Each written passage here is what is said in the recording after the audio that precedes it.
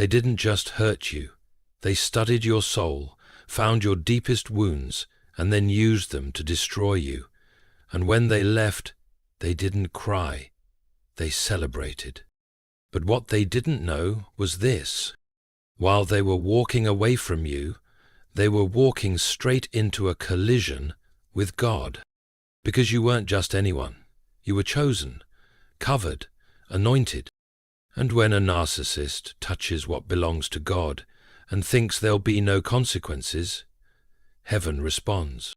And now, the same person who once made you beg, cry, and question your worth is the one crying out for your presence, aching for your forgiveness, desperate to be let back in. But it's not love. It's divine punishment. God is saying to them, loud and clear, it's time, not time for restoration, time for reckoning. Because this time, it's not your heart that's breaking. It's their illusion of control. God never forgot. What they buried in darkness, God recorded in light. There's something sacred about the silence of the wounded, something holy in the way you carried pain that others never even saw. You didn't scream, you didn't retaliate. You didn't destroy their name the way they destroyed yours. Instead, you quietly bled in private, holding on to scriptures when everything in you wanted revenge. They thought your silence meant weakness, but in reality, your silence became a sanctuary where the voice of God grew louder. They walked away like they were untouchable. They covered their tracks with charm and lies, confident that no one would ever know what they truly did behind closed doors. And to the world, it may have looked like they succeeded. They smeared your name and moved on to new victims. They made you look unstable while they perfected the image of success. And in the nights that followed, you cried out to God, not with eloquent words, but with groans too deep for language. You whispered prayers like, "Why me, Lord?" and "How could they?" and "Where were you when I was shattered?" But now you're about to see the answer to those prayers, because God was never absent, not once. He was there, in the room when they gaslit you, in the hallway when they slammed the door, in the silence when your phone stopped ringing, and even in the courtroom of your broken thoughts. And while they celebrated your breakdown, God was building your comeback. He took every insult, every betrayal, every manipulative tactic, and he wove them into a divine case file marked "Justice Pending." You see, heaven doesn't forget what man tries to erase. God doesn't overlook what narcissists pretend never happened. Your pain was not wasted, it became evidence. Every tear was a testimony. Every time you chose not to become like them, you gave God room to move in righteousness on your behalf. While you were trying to survive, He was preparing your vindication. And when you felt most abandoned, He was closest to quietly, gathering the cries of your heart as holy incense before His throne. There is a difference between delay and denial. And many times, when God holds back His hand, it's not because He doesn't care. It's because He's letting the full weight of divine justice build to its appointed time. That appointed time is now. The alarms they're hearing in their spirit, the dreams, the anxiety, the obsession, it isn't just guilt, it's God, it's heaven announcing enough.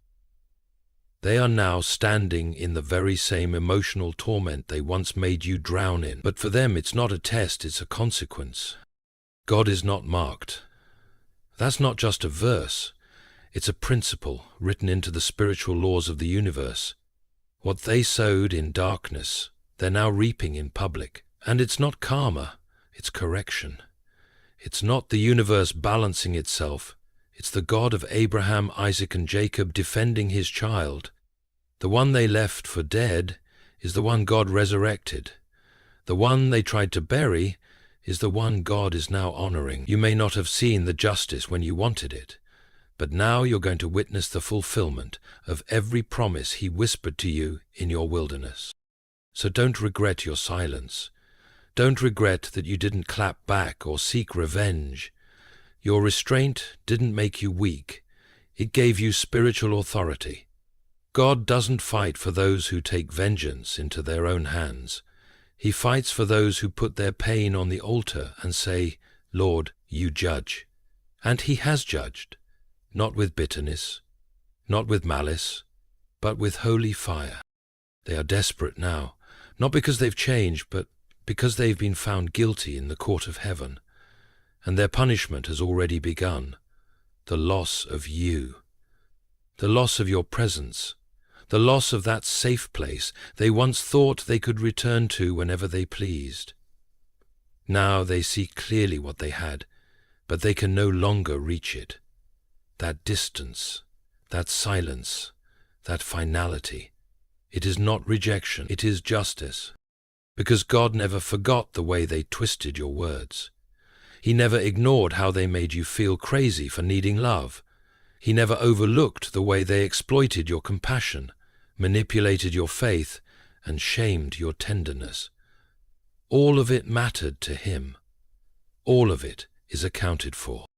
And now that justice is being executed, not through rage, not through revenge, but through a holy reversal, the first shall be last, the least shall be lifted, and the one who was mocked will now be magnified, not in pride, but in peace. You were never crazy, you were never weak, you were never invisible. You were seen, you were heard, you were defended. Heaven has ruled, and God never forgets. Desperation is the price. What they call love is the pain they once caused you. At first it looked like they didn't care. After walking away they seemed just fine, maybe even better than fine. They smiled, they thrived, they appeared to move on effortlessly, as if you had never meant anything. You watched from a distance, aching, wondering how someone could be so unaffected after tearing through your life like a storm. But what you didn't see then was what God was doing behind the scenes, because while they were appearing strong on the outside, something had already begun to rot from within. You see, when someone walks away from a relationship they never valued, they assume it will always be waiting for them. The narcissist doesn't leave with closure, they leave with control. They believe they can return at any time, that your heart will always have space for them, that no matter what they did, your loyalty will override your memory. But what they didn't count on was that while they were gone, God was closing the door behind them, not out of punishment for you, but to protect the healing he was doing in secret. While they were flaunting their new life, God was reordering yours. While they were entertaining others, God was gently restoring your soul. And while they thought they'd succeeded in discarding you, God was preparing a moment where they would come back. Not because they had changed, but because their soul couldn't breathe without what it once consumed in you. That moment is now, and their return isn't the result of divine revelation. It's the consequence of divine reversal. What they feel now isn't passion, it's panic. They're not convicted by what they did, they're disturbed by what they lost. They aren't moved by love, they are haunted by absence. And this absence is not circumstantial, it's orchestrated by God. He is the one allowing them to sit in the silence they once forced upon you. He is the one allowing their heart to tremble every time they remember your name. He is the one removing every false source of comfort until they're left with nothing but the memory of what they destroyed. This is what the justice of heaven often looks like. Not lightning from the sky, but an emptiness so loud that they can no longer drown it out. They try to sleep, but dream of you. They try to move on, but can't bond the same. They try to forget you, but your presence lingers. Not because you're tied to them anymore, but because God is allowing them to feel the weight of the loss. That's what divine consequence looks like, when the very heart they broke becomes the one thing they can't forget, can't replace, and can't return to. And yet they come back with language that sounds like love. I miss you. I finally see your worth. I didn't realize what I had. But what they're really saying is this: my power is gone. My influence over you has died. I'm not okay without the person I once discarded. It's not repentance, it's withdrawal. It's not redemption, it's exposure. God is pulling back the curtain. He is showing you that what you once called chemistry was control. What you called connection was trauma. What you believed was love was in fact dependence. A pattern carefully engineered to keep you beneath, not beside them. Now they are the ones beneath the weight of their own consequences, beneath the reality of their own actions, beneath the judgment of heaven that whispers into their sleepless nights, you did this, and now you must sit in it. And the most humbling part of it all is that God is not using punishment to break them. He's using distance. The same distance they once weaponized to make you feel unworthy is now the very void they can't escape, and they will keep running, calling, hoping for a response that God may never allow them to receive again. Because that's what divine justice looks like when love has been trampled. Not fire from the sky, but a desperate longing that is never satisfied, a craving that is never fed, a door that is never reopened. So when they reach out, when they beg, when they speak of change, look past their words and discern the source. Are they truly repentant? Or are they simply panicking because they can no longer reach what they never thought they would lose? You will know by the fruit, not by the tears, not by the intensity, not by the timing. You will know by whether or not God gives you peace in your spirit to answer. Because the God who saw your pain will also guard your peace. The God who let you cry in silence will also shield you from being drawn back into a trap disguised as unfinished business. And if you've ever sat alone wondering whether their desperation meant they finally loved you, let this truth settle in your soul. Desperation isn't repentance, it's exposure. Comment it below if God has shown you the difference. You are no longer the same person they left behind. There comes a moment in every wounded soul's journey where the pain no longer defines them, it refines them. You didn't just survive the abandonment. You didn't merely endure the silence. You were transformed by it. What they left for dead, God resurrected in glory.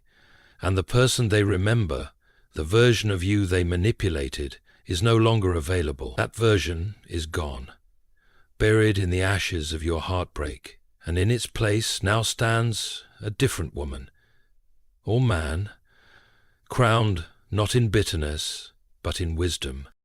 They remember the one who waited by the phone, checking for messages that never came. They remember the one who gave chance after chance, believing in a change that never arrived. They remember the version of you who was soft, open, and vulnerable, so willing to forgive, so willing to carry the weight of the relationship alone, just to keep peace. But what they don't realize is that the silence they left you in wasn't empty. It was sacred, and God met you there. In that silence, God began the work they never thought possible. He didn't just mend your heart, He rewired your spirit. He didn't just dry your tears, He baptized you in discernment. He didn't just restore your dignity, He redefined your worth. While they assumed you were breaking, you were actually being rebuilt by the hands of the healer. Slowly, quietly, without announcement, God elevated you from the ruins of manipulation and clothed you in the garments of royalty. You see, when God calls someone chosen, He doesn't revoke that calling based on another person's inability to see it. Their blindness to your value did not erase it. It simply positioned you for a revelation they were never meant to be part of. Because some people are not assigned to your healing, they are only assigned to your history. And when they exited your life, they made room for God to enter more fully. The Empress is not bitter. She's not vengeful. She's not sitting in dark corners nursing old wounds. She is awake. She's aware. she's aligned. Her strength is no longer in how much she can endure, but in how quickly she can discern. She doesn't need revenge to feel powerful. Her peace is her protection. Her distance is her defense. Her silence is not weakness, it's wisdom. And now they return, stunned, because the energy they once fed on is gone. The emotional availability they used to exploit is no longer accessible. You don't panic when they text. You don't spiral when they resurface. You don't lose sleep wondering what they feel, where they are, or who they're with. And that lack of access feels like punishment to them, because they've confused access with ownership. But access was never theirs to begin with. It was granted, and what is granted can be revoked. You've evolved, and that evolution didn't require their apology. It didn't wait on their permission. It happened between you and God. Sacred, hidden, unstoppable. So when they come back, searching for the person they once broke, they'll find someone unrecognizable, not because you've become someone else, but because you finally become who you were always meant to be. They expected you to still be hurting, but you're healing. They expected you to still be waiting, but you're walking. They expected you to still be fragile, but now you're fortified. And perhaps the greatest irony of all is this. In trying to diminish you, they sent you straight into the arms of the one who multiplied you. What was meant to crush you became the soil where God planted your new identity. They were the storm, but He was the stillness afterward. And in that stillness, you grew. Now you stand, not begging, not hoping, not chasing, but choosing. Choosing what enters your space. Choosing who earns your presence. Choosing to protect the peace that cost you everything to rebuild. Because once you've been delivered from chaos, you don't negotiate with it anymore. And once you've seen what healing tastes like, you no longer hunger for trauma disguised as love. You are not hard, you are whole. You are not angry, you are awakened. You are not unreachable, you are simply no longer available to people who bring confusion to places God designed for clarity. And if they can't recognize the evolved version of you, that's not your problem, that's their judgment, because this is who you are now.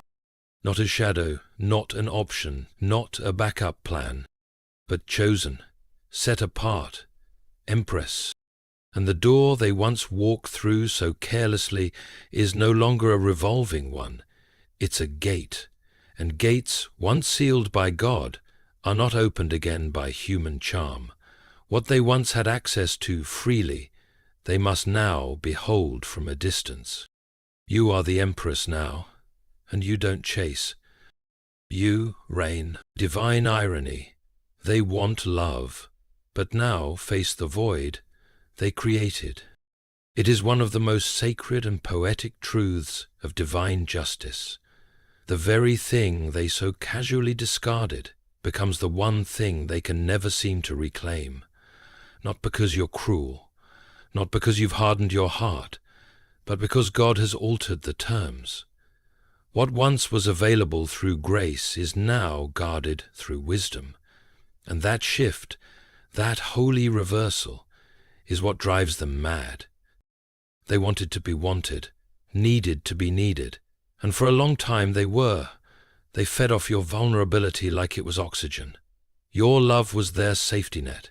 Your forgiveness was their insurance policy. They knew you'd be there. Even if you cried, even if you were angry, even if you pulled away, deep down, they always believed you'd return. That's what pride told them. That's what control whispered. They can't live without me. But then something shifted, and it didn't come through confrontation. It came through stillness. Quietly, invisibly, you changed. You stopped explaining yourself. You stopped waiting. You stopped arguing for your own worth. And what they mistook as silence was actually the sound of God securing your soul. Now they come back, bewildered. They speak softer. They seem sincere. But what they don't realize is this. It's not that you stop loving them. It's that you stop needing the version of love they offered. Because what they called love was never covenant. It was consumption. It was entitlement cloaked in intimacy. It was taking without giving. And God, in His mercy, allowed you to starve long enough to realize the difference. Now they want union. They speak of second chances, of fate, of how things were meant to be. They call it love. But it's not love. It's vacancy. It's hunger. It's thirst. And what they thirst for is not the real you. They thirst for the access they once had. They want the well, but they ignored the water. They want the fruit, but they cursed the tree. They want your presence, but only now that it's absent. That's the divine irony.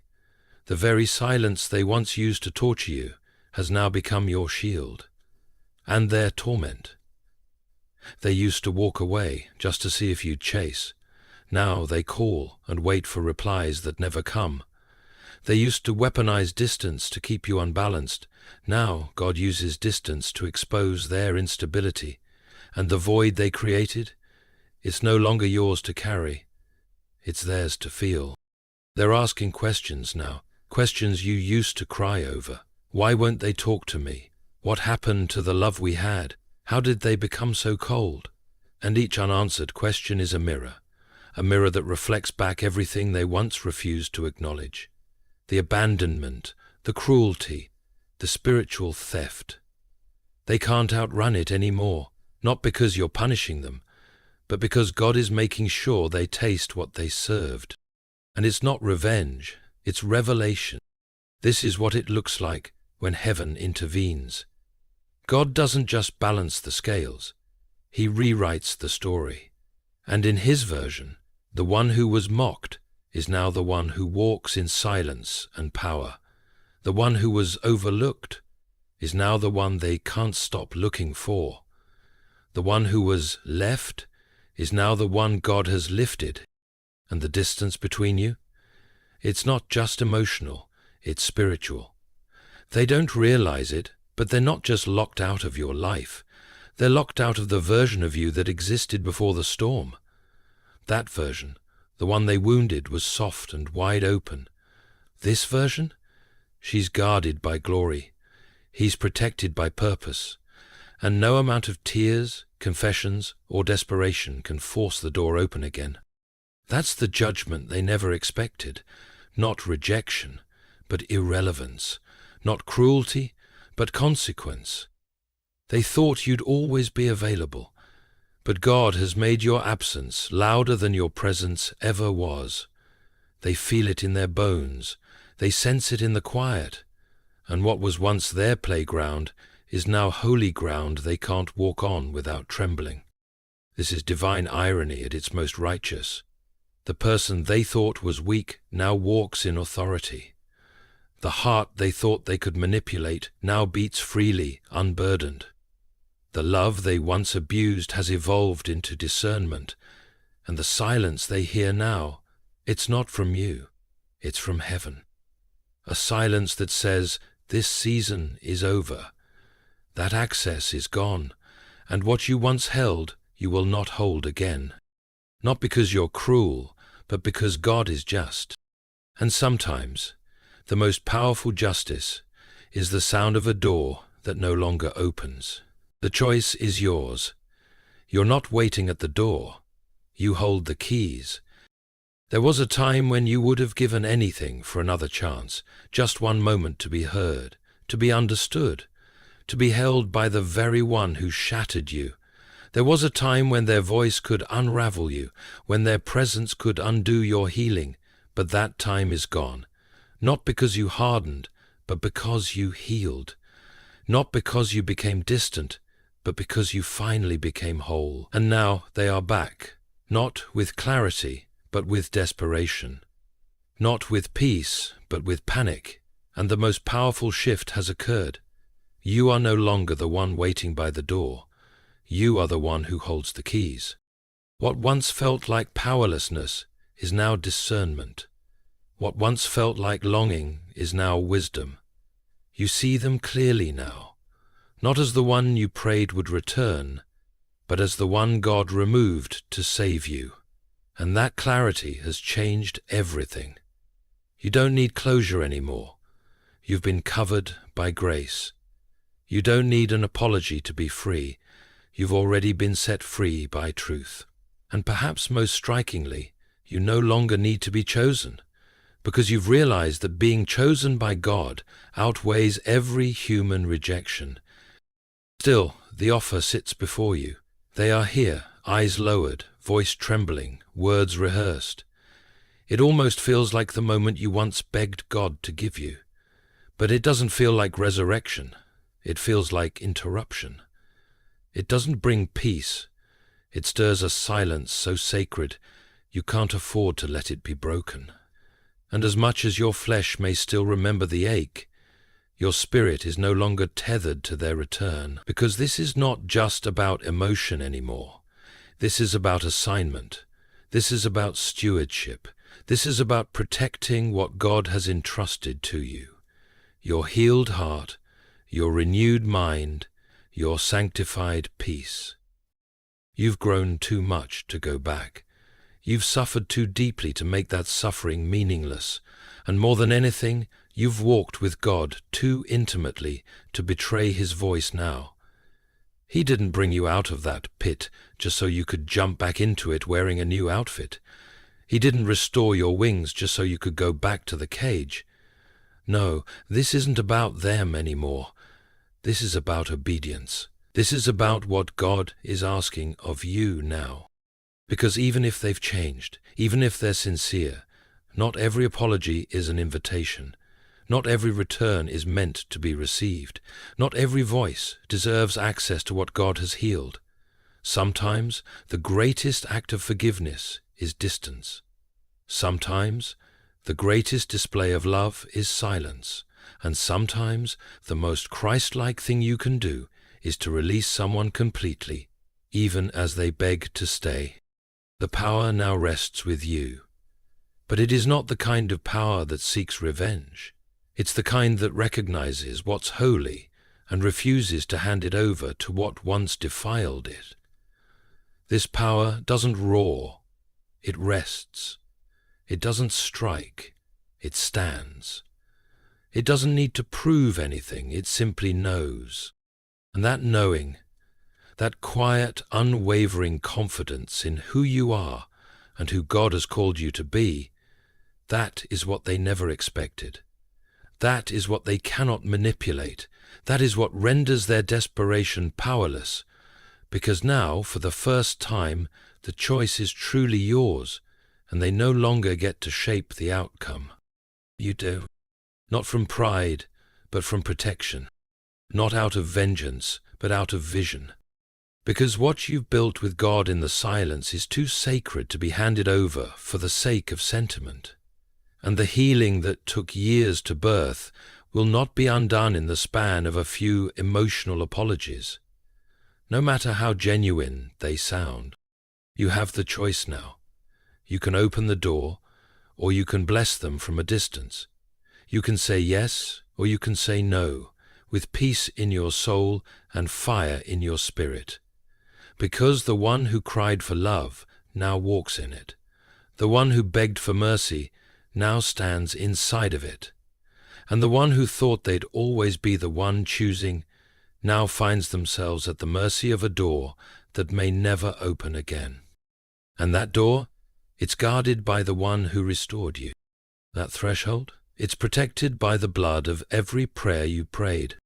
That choice, it's not just yours, it's sacred. Because when God gives you the final say, it's not just a decision, it's a declaration. You are free, you are whole, and you get to decide what stays and what goes. You are free, you are whole, and you get to decide what stays and what goes. This time, you don't beg for peace, you walk in it. You don't plead to be seen, you're already known by God. You don't prove your worth to anyone, You were chosen long before they rejected you.